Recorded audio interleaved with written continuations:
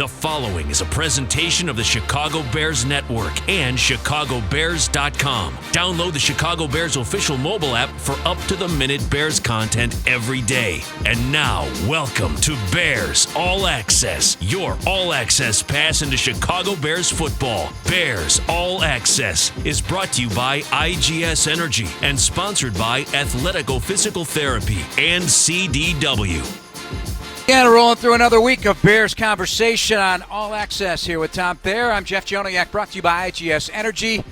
As we approach Jim Miller's arrival as well in our next segment, he'll join us as our guest for a few segments. We got a full show again tonight. Cairo Santos, the freshly re-signed Bears kicker, will join us at the bottom of the hour, and we'll touch base with him and talk about a lot of different things about the Bears moving forward. Good to have you alongside Sean Anderson, our producer tonight in our Score Studios. Good evening, Tommy. How you doing? I'm doing good, Jeff. You know, it seems like each week we get a chance to talk like this, and the season picks up a little momentum. And whether we're talking about the rebound from a COVID-filled year last year, and maybe there will be some fans in the stands, but now they're starting to talk about the draft and the pro days that are going on at such a rapid rate. And free agency is still a topic. So there's a lot to talk about in the NFL, a lot to talk about with the Chicago Bears. They've brought on some new personnel that it's going to be interesting to put those guys in place and see how they fit in this team. And there's young guys that are still developing that it's going to be interesting to see how they, come into their second and third years in their career. Right, just in the last week or so, some names that we'll touch on and discuss. But today we heard from new cornerback Desmond Trufont. Was with the Lions last year, had a hamstring problem, so he was out after 6 games. But a veteran, a guy who's on the other side of 30, earlier today had a Zoom call with the media, and we were, or not me, but the media, asked what the recruiting pitch was by the Bears for this veteran player who took other visits as well, including to the Washington Football Club. I mean, obviously they love my game, but they said it ain't too many guys walking around like Khalil Mack, so I know you want to play with him. So, I mean, yeah, they was right. I mean, you don't get too many opportunities to play with a guy like him.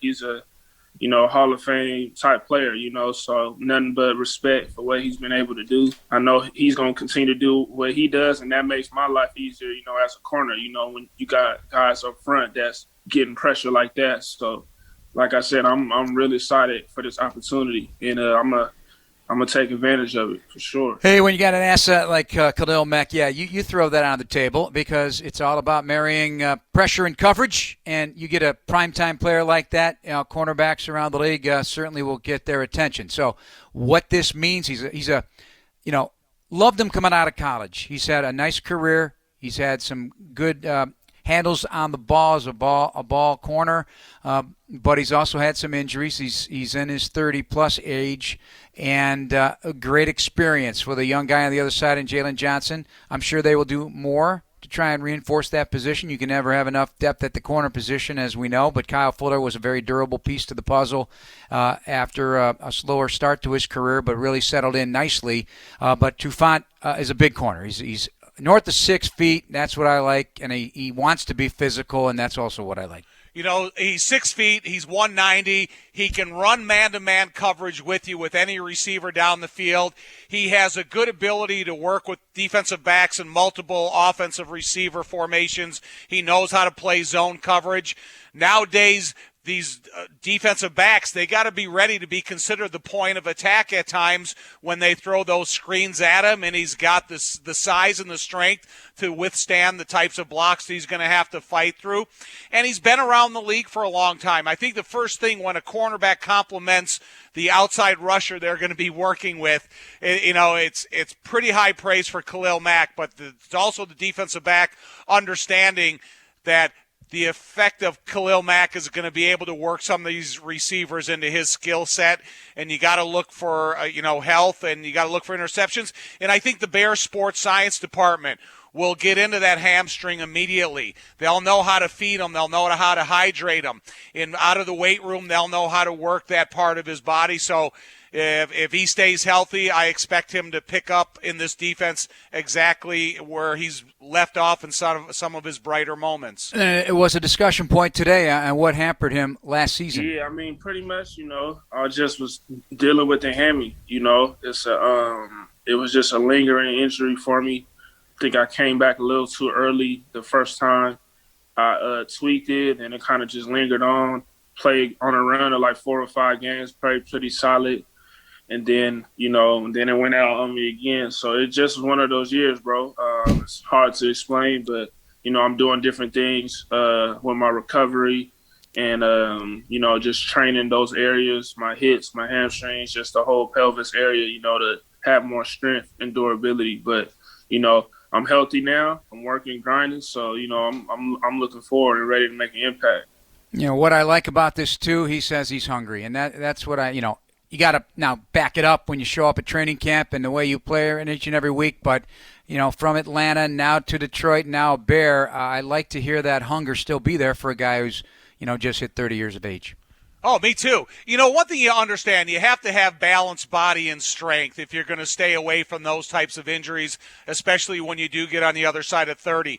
And I think sometimes nowadays in the NFL in the offseason, you have these guys that work with these talented body personnel that they understand how to get an area in tune to go through the rigors of an NFL season, but how to get your strength and balance. And I think it's better that you know it well in advance so you can put yourself in a position when training camp starts, you are a competitive cornerback in this team. He's going to lead by example, he says, and that's exactly what your role is as a veteran player and a guy you're replacing in Kyle Fuller, who definitely led by example, less about his voice and his style, which was one to be one in his iPad constantly, and that's how he led. And many people that have played with him say the same thing about Kyle Fuller. Wish him well in Denver. All right, when we come back, Jim Miller will join the program. This is Bears All Access on Chicago Sports Radio 670 The Score. Everybody, welcome back to Bears All Access. We're brought to you by IGS Energy. Choose clean energy for your home at IGS.com because every good choice adds up to a better world. It's a better show when Jim Miller drops in. Our weekly guest here on Bears All Access. Good to have him along from SiriusXM NFL Radio's Moving the Chains with Pat Kerwin. What was on your docket today, Big Jim? What was the big topic? A lot of one-year deals being signed right now. That's what's going on. So, but you know what? There's no surprise about that. I'm really, it's interesting because obviously this is a domino of the salary cap, but it's not just this year. Maybe a little more acute here because a lot of deals now it's going to be a one-year deal. That's the way it's going to be, and I feel bad for veteran players. I do, but we knew it was coming. The agents shouldn't be surprised, yet I'm reading and hearing a lot of discord from them. But the fact of the matter is everybody knew what the score was here. Yeah, I mean, and it's, because, they're going to sign a one-year deal. And I think for a player, you want to secure yourself, at least secure yourself an employer, and hopefully you can get, as much you can get, guaranteed deal if that's the case. So it guarantees you a roster spot, and some players are able to do that. But you're just trying to get to free agency next year. I mean, that's really what it is, and you hope that the market forces maybe change a little bit a year from now. The landscape is different with the salary cap going down, and you're right. I don't think it's a surprise at all. I mean, look at some of the guys that are still out there right now. Look at the running back position. You got Le'Veon Bell. You got a ton of guys that are still out there looking for work, and you're probably going to see some more players released here in the next couple of weeks. It seems like it's interesting because when you look at some of these one-year deals, the guys, like somebody has set a benchmark, whatever position we're talking about. And I know there's a fluctuation between Mitch getting $2.5 million and some of these guys getting $10 million per year. There's a little difference of an opening there. But when you talk about the receivers and you talk about the running backs, these guys have to be willing to accept a certain amount because they're not going to break the bank, but some higher profile players in front of them have already taken deals that they're not going to get more than. Yeah. I don't know about you guys because I know the Bears were in the mix for Kenny Golladay. I was shocked at what he got from the New York Giants. Absolutely shocked that deal where he got $18 million. This guy coming off an injury. Now, I do think he's a really good receiver, and I think the Bears were in the mix for a one-year deal, but for him to get the multi-year and what the Giants, and it tells you that they had targeted a certain guy because Daniel Jones needs help. I mean, I think they're more desperate for that situation, probably why they were willing to pay more, but I think at some point they were kind of bidding against themselves because I don't think Baltimore or Chicago were going to go any higher with what their offers were, and what I thought were fair offers. 1 year, $10 to $11 million from a guy coming off injury. I think that's a pretty good offer for a guy who has to show that he's healthy and can prove himself, and that's what I thought it was going to be for him, a kind of a prove-it deal, but the Giants ultimately ended up paying him, and I thought overpaid a little bit for his services. Jim and Jeff, I have a question for both you guys. Do you think that he could have possibly gotten more money if they would have had a hands-on approach to the evaluation of his injury? Because I don't know how investigative and how in-depth of that investigation that they can get with these players through the COVID situation and free agency as it is today. Yeah.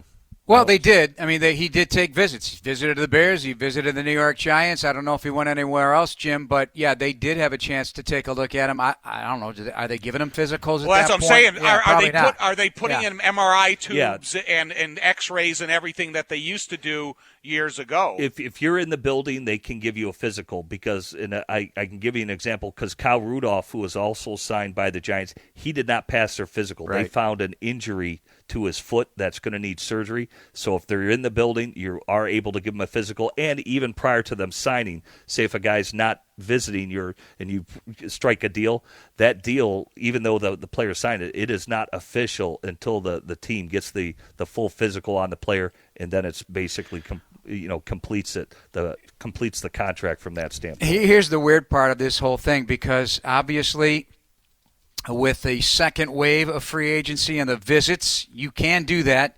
The first wave, you're not. You're hoping you're getting good merchandise and that they are able to pass your physical before they make that contract official.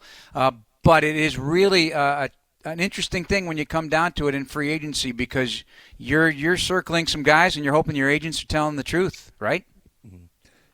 Yeah, but I think first and foremost, I mean, every player, even in the first wave, they will get a physical by the team that signs them. I mean, this goes back to remember Roger Saffold of the LA Rams? He signs the big deal with the Raiders, and I think Mr. Davis, well, it wasn't Al Davis at that point. It was his son who took over the team at that point. They were getting killed because they gave a guard tackle money. And I think Davis started to have buyer's remorse, and so they didn't pass Roger on his physical, and his rights went back to at that point what were they? The Rams back in St. Louis, and they ended up giving him a long-term deal. He didn't get near as much what he got for the Raiders, but he got close. But stuff like that happens all the time. It happened last year or 2 years ago with Michael Brockers. Baltimore signs him to a big deal. They find an injury. He didn't pass his physical, thus his rights go back to the LA Rams. He ended up signing a big deal with the Rams, and thus he was just, because they have no salary cap room, they just traded him to the Detroit Lions. So the Bears will be facing Michael Brockers on the defensive line of the Detroit Lions this year. So it definitely happens. All players will get a physical to make sure that deal is good. You want to make sure your goods that you purchased are wholesome. How do you guys feel about the addition of Damian Williams? Because when he was let go by Kansas City, and not just because he was familiar with the Chiefs system and whatever the Bears are planning on doing, and Matt Nagy did not coach him in Kansas City. He was there in 2018 with the Chiefs. I thought that was an ideal guy to go after because he did opt out because of COVID concerns. So the tread on the tires, he's going to be a fresh guy who can do multiple things, very productive in both in the ground game, but also as a guy out of the backfield catching the football. We'll start with Tommy. I like it just because he is a running back. That's exactly what he does. His skill set is very similar to David Montgomery. He's not an investigative Swiss Army knife like Cordero Patterson, where you don't put him at receiver as much as we have liked him, and then when you put him at running back, he's specific about what his role is at that position. So I think that you have two very similar players in Williams and Montgomery that can be interchangeable. I don't think that you're going to fall into a pattern with one of these guys or the other.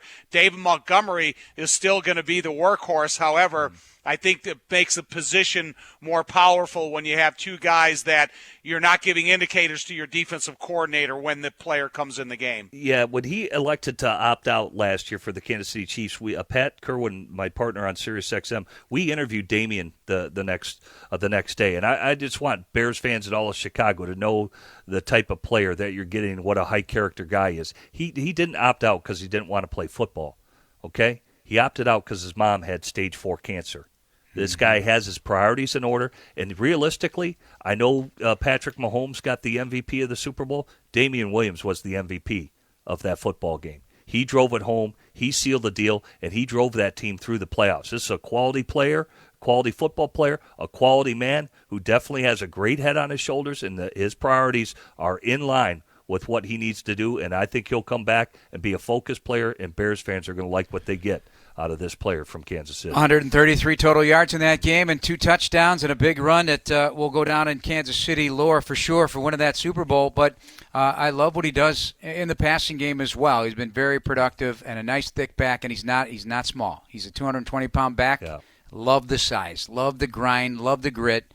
An excellent addition. Tommy, DeAndre Houston Carson keeps coming back, my man. That's now going to be 6 years. Does an outstanding job on special teams, but really made some key plays as a dime defender last year in back-to-back games. We complimented his end-of-game play, and that's somebody that's going to be quite useful and familiar to Sean Desai, like an extra coach on the field, and a very smart player. You know, but he's come to a pivotal point in his career. The Bears did go and sign DeAndre Houston Carson, but if you're ever really going to be considered to come in here and compete as a starter, then this has got to be the year. He's got plenty of experience in the NFL, around multiple defenses, around the coaching staff, and they've seen what his traits and his qualities are. So I think he should put a lot of pressure on himself, just like other players that do that want to come in and be considered to be competing as a starter. He is a starter on special teams, on every special teams the Bears have, and he's super competitive. And then when he does have an opportunity to play regular snaps, he's always mentally and physically prepared. But you know, just like every other guy in the NFL, when you sign them to your team, you want these guys to have the attitude to come in here as a competitive starter, not being content with having a role on special teams and being a backup. Yeah, and you know, right now Tashawn Gibson is still out there, right? So you got you need some safety help to protect yourself, and with the re-signing to Deion Bush and now DeAndre Houston Carson and what he does on the special teams aspect of it, I don't think the Bears are done there. But you know, we'll see what works, because that's, you know, because I think as the draft approaches, you're starting to see that some positions that need to be dressed, and I would think that secondary would be one of them. So we'll see what work they do prior to the draft, but we'll see what happens during the draft as well, because I think corner safety definitely is maybe in the mix from this where it stands at this point right now. Yeah, outside of things like the quarterback position, the fullback position in the league, I'm talking now, kicker, punter, the list of unrestricted free agents on the street right now is still a significant number. There's a lot of guys out there that can fill some holes on your roster still if you're having the room, and you can really get some good deals out there on some really good football players, many of which still intend on playing here in the National Football League. You want to say one more thing, Big Tom? I would be interested. So if last year's taxi squad was going into the future. You know, you're really sounding old right now when you call it the taxi squad. Right. Okay. Practice squad. When you have the practice squad like last year, where you had veterans on the practice squad that they could become valuable immediately, would some of these guys fill those holes if they went back to that plan of the practice squad? Yeah. Everything on that table. I don't know what the eligibility will be, and if the COVID protocols will extend that opportunity even further for the Bears. We'll get into all that coming up next. Bottom of the hour, Cairo Santos joins the program as well with Jim Miller and Tom Thayer. I'm Jeff Joniak, and this is Bears All Access, brought to you by IGS Energy on Chicago Sports Radio 670 The Score. Chicago Bears Network presents Inside the Bears, brought to you by Verizon. Anthony Adams and Lauren Screeden cover the world of Bears football on and off the field every Sunday night at 10:35 p.m. on Fox 32 Chicago, or watch anytime at chicagobears.com or on the Bears official app. With our guest Jim Miller, my broadcast partner from WBBM, Tom Thayer. Hey Jim, good news. Oh no, not good news for you. If you had aspirations, my bad. I'm sorry. Let me rephrase that. You're out of luck on the big CBS gig. Jim Nantz has re-signed, so no Super Bowl on TV for you. Why am I not surprised? All the rumors were he won't come back. Not going to be able to make that kind of money of Tony Romo, your quarterback buddy. Yeah. Good luck to Jim Nantz. I think the deal that Romo had signed, and good for Tony. He's done it, and obviously Jim Nantz didn't like that aspect of it. But I'm surprised at the money being thrown around. I think there's a market correction going on there too as well. Well, I thought it was going to be Big Ten NCAA basketball tournament. Well, we can go there too. I thought for sure you were buttering them up. Yeah, that was tough. Your bracket's probably blown out of the water. You got Loyola in the Sweet 16? I don't. I was out early. I was knocked out early. You guys know my Spartans were knocked out. Right, and then Ohio State and how Oral Roberts and all these upsets. And my bracket got blown up pretty quickly. Let's just put it that way. Right. I mean, it's been a heck of a tournament. Always fun. And I think this year there were so many unknowns and how everyone got to where they were that you never knew what was going to happen. Mm-hmm. All right, back here on the Bears All Access show. Cairo Santos coming up in moments. Touch on the offensive line. They went out and brought in Elijah Wilkinson, Tom. What do you know about him from Denver? He's had plenty of starts in his career and nearly 50 games overall, not all starts, but with the Denver Broncos, both at the inside and outside positions. He's an interesting guy because he just recently had a newborn, so he's taken that as internal pressure on himself to be more dedicated and successful as a football player. And sometimes, young fathers can go a couple different directions, and I think he's amplifying how much important it is for him to be a good provider, and his way to being a great provider is being a great football player. And I like to see that dedication in him in an interview. But here's a guy that he's really got the skill sets to play on the inside. At right or left guard, probably more balanced to play at the right guard position. He does have some experience at the tackle position, and you never know how an offensive line coach, Juan Castillo, as he gets to see him on his feet a little bit, then he's got a better understanding of where his skill set will fit in. He's almost 6'6", 320 pounds. He's a big guy. You see the highlights of him on YouTube where he's in the weight room and he knows his way around the weight room. And that's another element that you want to see. I always say you don't want to have to introduce a free agent to the weight room. That's not the guy I'm looking for. So I like his attitude. I like his work ethic. I like the fact that he's versatile. But he's coming to an offensive line that has a lot of talent on the inside, and it has versatility. So it's going to be interesting to see where Juan Castillo feels his role is going to be. Go ahead, Jim. Well, I just think for him, I just think he's played both guard and tackle, and I would think he would be signed to be a swing tackle for the Bears. That's where I see for all the things that Tom just said on the inside. And here's what I'll say, too. Obviously, was coached well out there. You got to believe Mike Munchak. Look at how that offensive line has improved for Denver. And Tom can probably speak more about Mike Munchak, the Hall of Famer, and how good a job he's coached. Because look at their left tackle, Garrett Bowles. I mean, many considered him a bust. He probably had his best season as a tackle in the NFL. Actually, many thought for him he could have easily been on the All-Pro ballot. That's how well Garrett Bowles played at the left tackle. So I do think Mike Munchak, his coaching, definitely reflects on the players and how they respond. And here I think Elijah really was soaking that all up over the past couple of years, and I think it'll be good now. But I see him more in the swing tackle role is how I'd see Wilkinson. All right, a lot of reinvestment on the Bears here in 2021, and one of those guys that they have reinvested in is joining us now.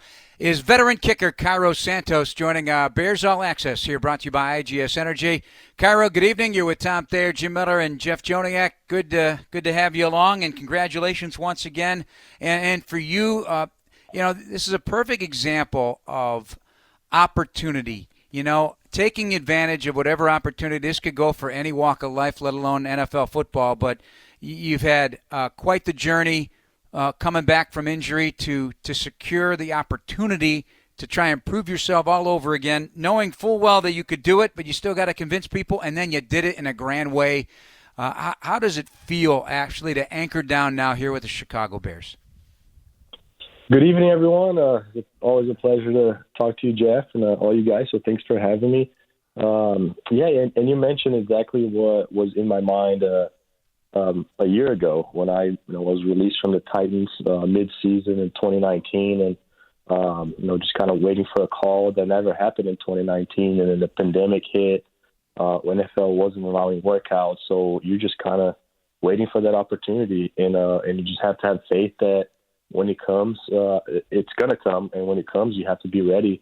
So that opportunity first, it came at a kicking camp that John Carney, kicking legend, put up in San Diego, and a lot of free agents went out there, and then the Bears were one of the teams that were scouting the camp, and I did really well. And then a couple of days later, I got a call that they were signing me. They needed a COVID guy, and the NFL had allowed workouts, and then that was the opportunity that I was looking for right there. And for me, it was a very familiar face organization, obviously from being back there in 2017 with Ryan Pace, still there as a GM, and Maggie as a head coach, new Coach Tabes and O'Donnell and Scale. So it was a very familiar spot to step in, which allowed the process of entering as late as I did in the process. And, a couple of weeks later, you're told that you'd be the guy, for a couple of weeks, given them Eddie's injury. And every game was an opportunity for me to show the league again that I was, that was just a hiccup, what happened in Tennessee, and it didn't define my career, how I was as a kicker. And I took each game to prove that. And Chicago just more and more starting to become a very special place in my life, given that career, the year I had there and the records I was able to break, and my son being born in Chicago in November. So everything I was rooting for it to fall into place and be back there as a Chicago Bear for a couple more years. Yes, congratulations on fatherhood for you as well. Cairo, it's interesting because when injuries hit a player, some guys don't bounce back from that because there may be opportunities, but they don't see the opportunity. Or maybe they just feel, if there's some swings and misses, and yours is a unique position, obviously, with the kicking position. You guys are never truly locked in, apparently, because you always have to be ready for the next move. But did you ever at any point, honestly, think you were going to be the kicker you were in Kansas City? And were there any down moments when you're like, oh, man, I don't know if this is going to work out? It was more physical, I thought, than mental or technique. Like for a lot of years after I tore my groin there in Kansas City and Chicago, I saw, the good kicker, accurate, but good ball striker in me, but it's just the body was just sort of, kept tearing apart with the scar tissue that I had with just losing a lot of power because of the surgery, and it was just a grind to get myself physically to the point where I was at before, and I had to sort of overcome, that thought of like, is my body not going to be the same? I'm just not going to be able to work with the same machine that I was able to work, and can that allow me to be as good as I was? And I had to try to, I try to change steps, try to do things that would take less pressure from the groin. As I was continuing, fight for jobs out there with the teams that I was being able to get the opportunities to sign and play for. I had a lot of doubts if I was ever physically going to be able to get there, because I knew if I did, I could get back to being an even stronger mentally kicker and physically because of all the lessons I learned through having those down years where I learned how to take better care of my body, how to get stronger, and kick more quality practice sessions instead of quantity.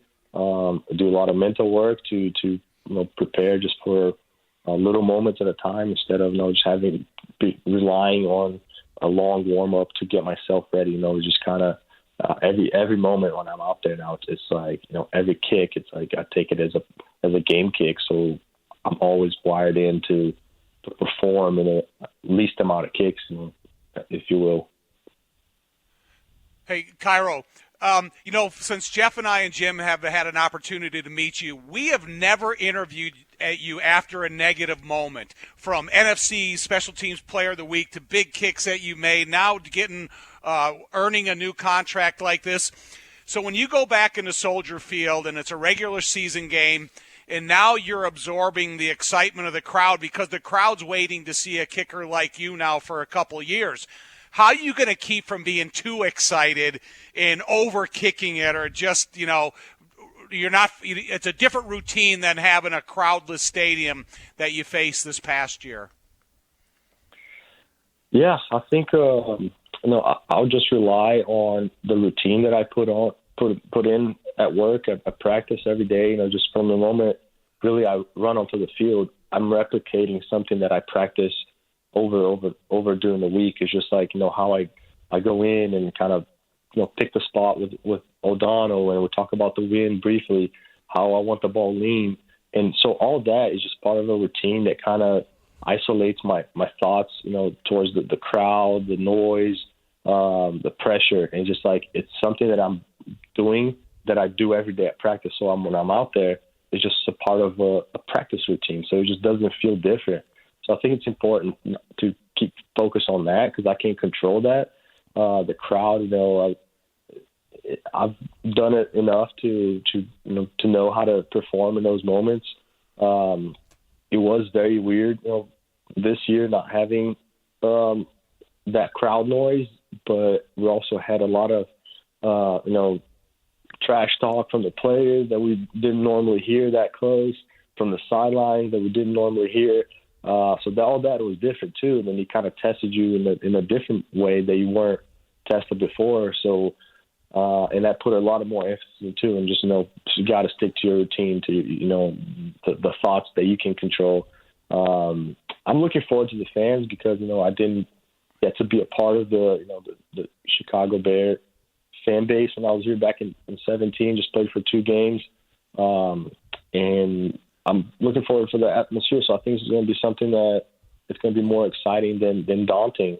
And I know that I have it in me to perform at the same level, and I just got to take care of that and keep them happy. Well, Cairo, Jim Miller here. Welcome back. I'm sorry, Tom, but I just want to go back, because here, like you said, you're coming off injury. It's an opportunity for the Bears. Did you realize the situation, what was going on? Because I think you're going to get a thunderous applause from Bears fans, and here's why.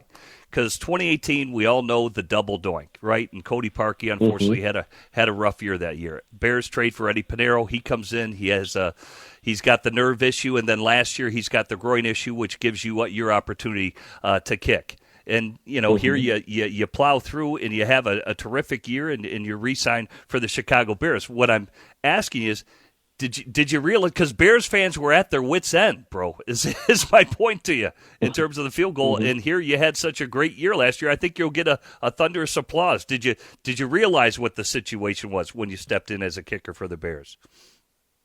I did, because something that it happened to me. In the opposite side, back with the Chiefs. When I got hurt, they brought in Harrison Butker.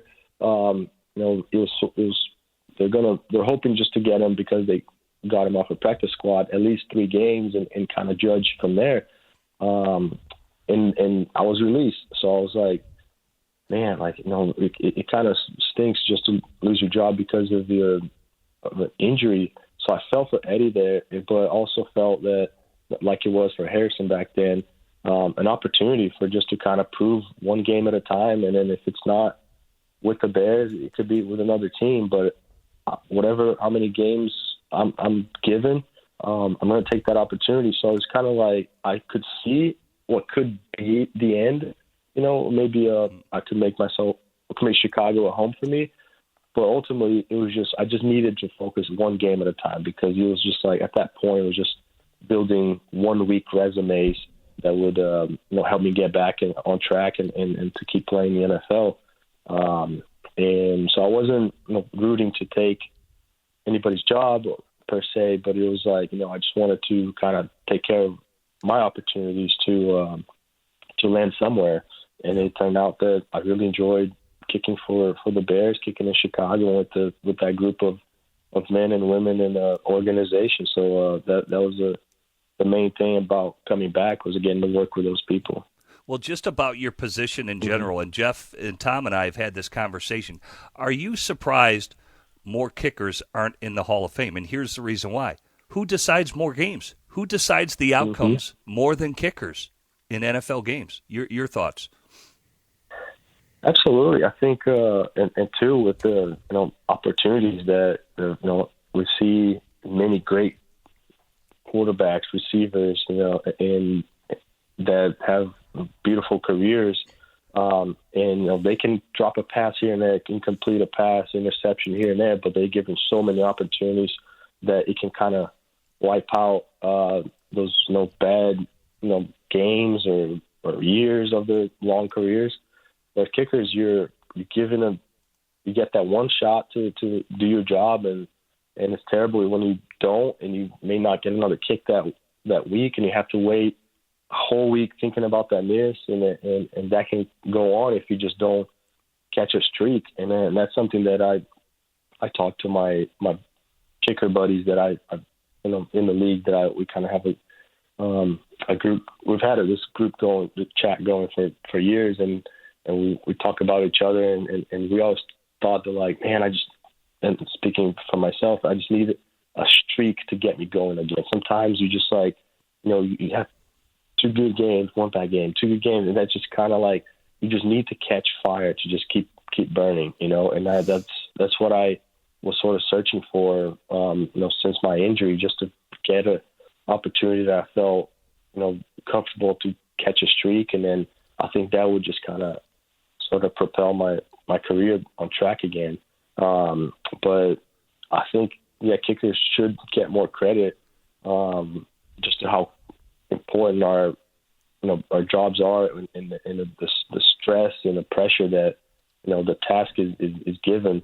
But at the same time, we don't need to learn 100 plays, a game and that sort of deal. And so I'm sure that takes a lot of pressure in itself too, to be able to remember all that, the quarterback, so they get all the praise, and then they deserve it, because there's a lot that they need to carry to get the team to perform at the full capacity. So I think there's a lot of perspective that you can look at, as far as kickers being in the Hall of Fame. But I think you got to respect what we need to do to perform as when we're performing well.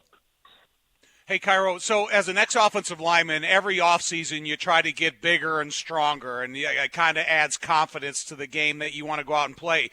As a kicker, what are your benchmarks for that you're getting better, or that your body's ready to go to work for a full season? Are there different plateaus that you want to reach?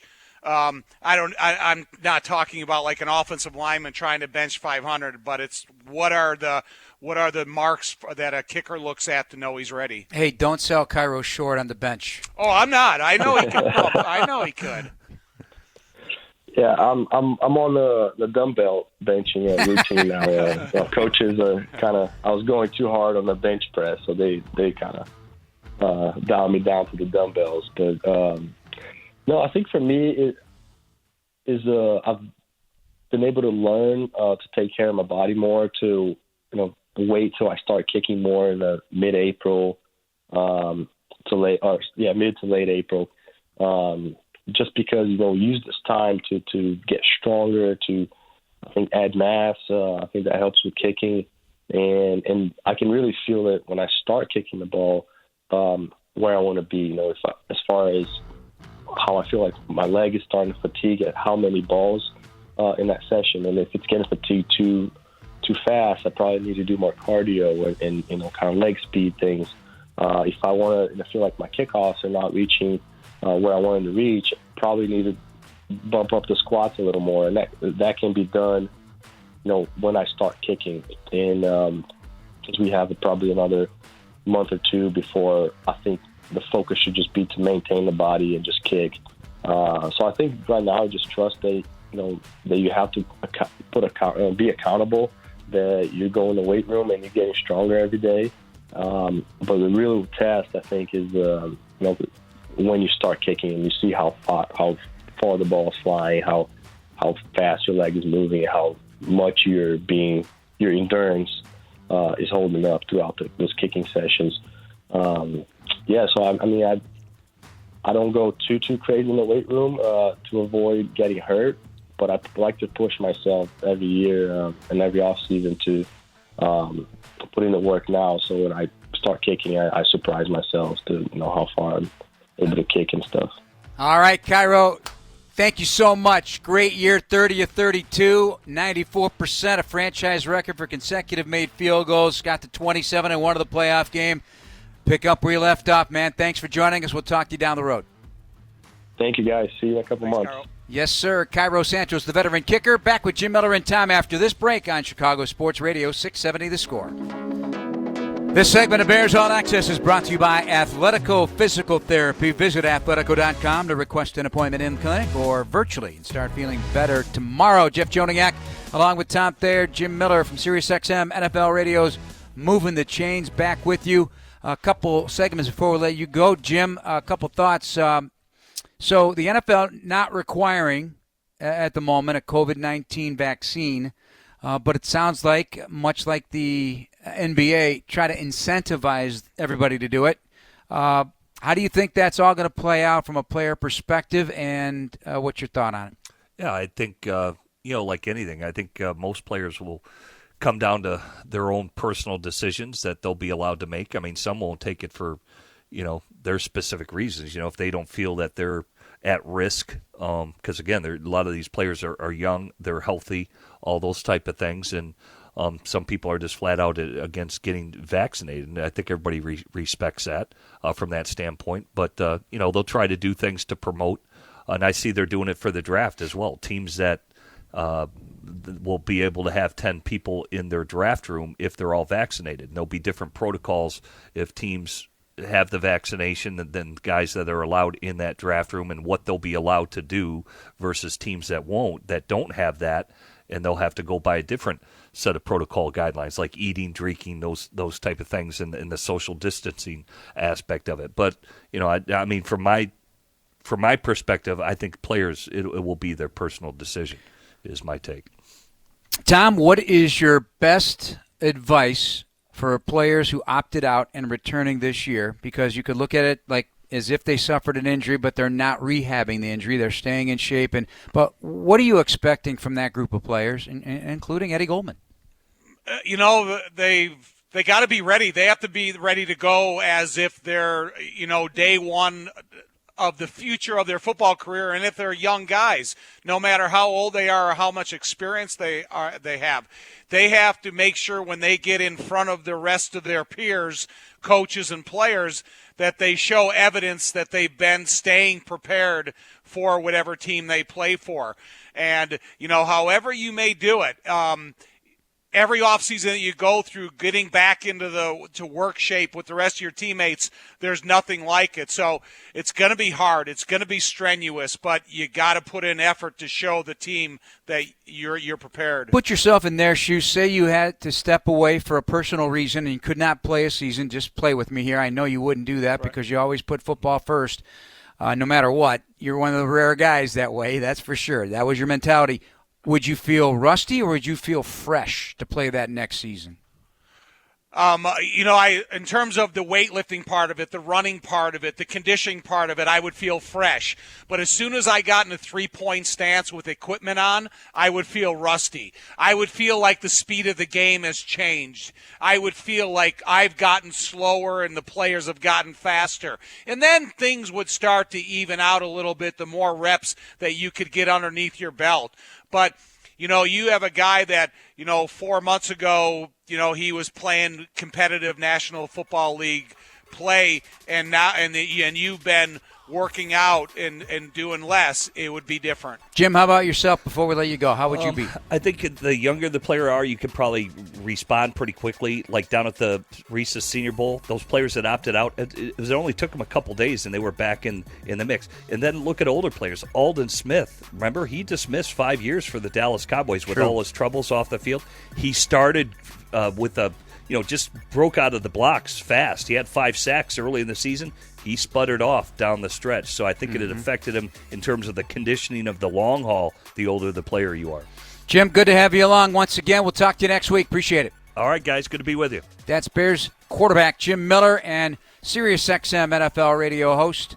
Check him out on NFL Radio with Tom Thayer. I'm Jeff Joniak. One segment to go here on Chicago Sports Radio 670 The Score. Fresh cut, fresh perspective. Book an appointment with Chicago Bears Small Business All-Pros winner, Principal Barbers. Visit principalbarbers.com. Jeff and Tom wrapping things up before we turn it over to The Score. Desmond Trufont today, Tommy, on what he is bringing to the table as a Bears cornerback. I got a lot of experience in this game, played against a lot of great players, had a lot of success in this league as well, too. So anything that they need as far as, technique, just anything off the field, the longevity of the game, just anything. I'm here. I'm a resource for them. And that means the other cornerbacks on the team. Good to have a veteran influence. Oh, it is, especially with that type of speed. If you have a guy that wants to travel to both sides of the field and cover the bona fide number one receiver of the opponent, especially if he has extreme speed, Trufant can do that responsibility. And then maybe you give Jalen Johnson a variety of opportunities and options depending upon where you want him in the defense. It's going to be interesting to see the structure of the defensive backfield and how new defensive coordinator Sean Desai distributes his personality if they're more movable than they've been in the past couple years. All right, 17-game season. Art Rooney II with Pittsburgh basically saying, yep, that's going to be the case with one less preseason game.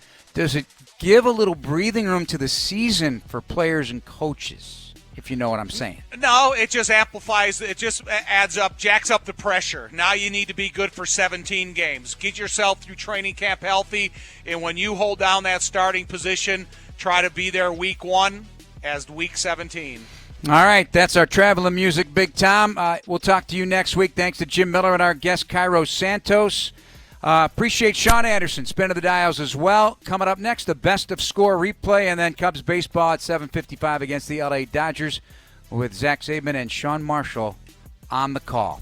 That'll do it for us this week. This has been Bears All Access, brought to you by IGS Energy on Chicago Sports Radio 670 The Score. Good night, everybody.